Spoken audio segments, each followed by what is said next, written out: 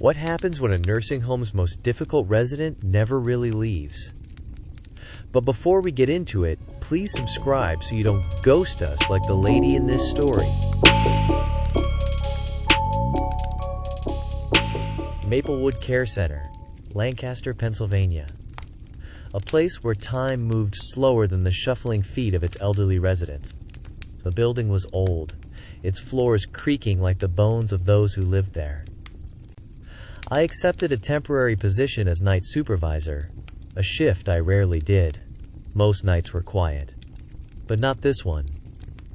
At around 2:50 a.m., as I reviewed medication charts in the dim nurses' station, the first alarm sounded. Then another. Within seconds, every door sensor in the building was shrieking. A cacophony of electronic screams that sent me bolting upright, my coffee spilling across the paperwork.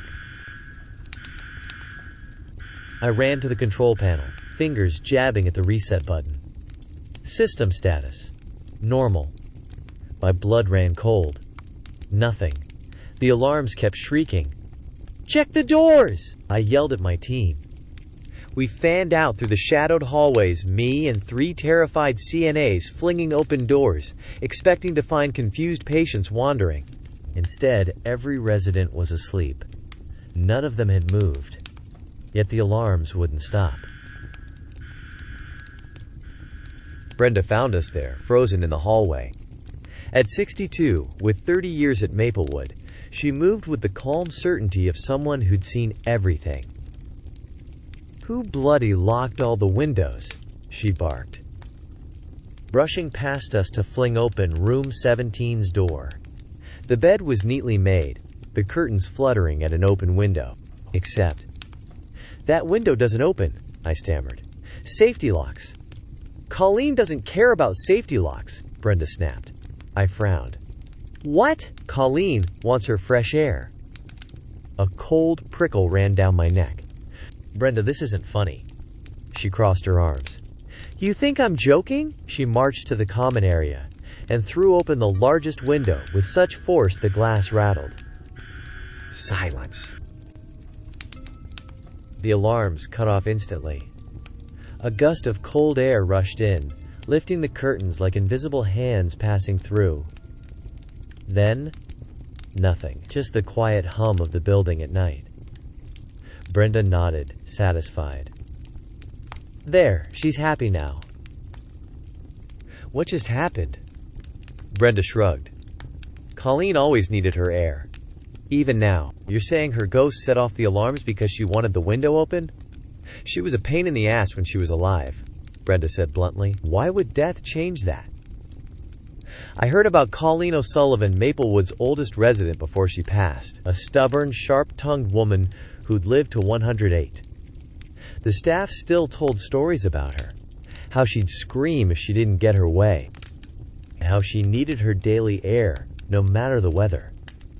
And how she hated being locked inside." Before I could argue, Brenda grabbed my arm, her grip firm. "Listen, when you hear knocking later, don't ignore it." "Knocking?" "On the windows, the doors, doesn't matter." Her eyes locked onto mine. "That means she's done outside. Let her back in. Or she'll start screaming again." I laughed nervously. "You're messing with me." Brenda didn't smile. The rest of the shift passed in uneasy quiet. I kept glancing at the open window, half expecting to see a face pressed against the glass. Then, at around 4 a.m., the knocking started. Not at the doors, not at the windows. Inside the walls. Everywhere. Thump. Thump. My blood turned to ice. No one should have been out there. The parking lot was empty. The night was still. Louder this time. Brenda didn't even look up from her crossword. "You're not going to answer the door?" Swallowing my fear, I walked to the door and unlocked it. A rush of cold air swept past me, carrying the scent of damp earth. The curtains in the common room fluttered wildly, then settled. The building sighed, as if relieved. When I turned back, Brenda was smirking. "Told you so."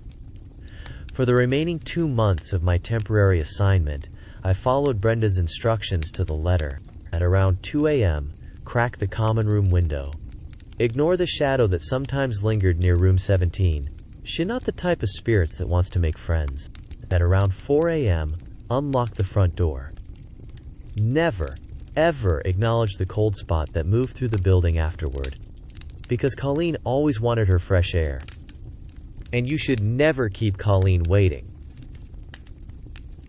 Have you ever encountered someone, or something, that refused to let go of their old habits?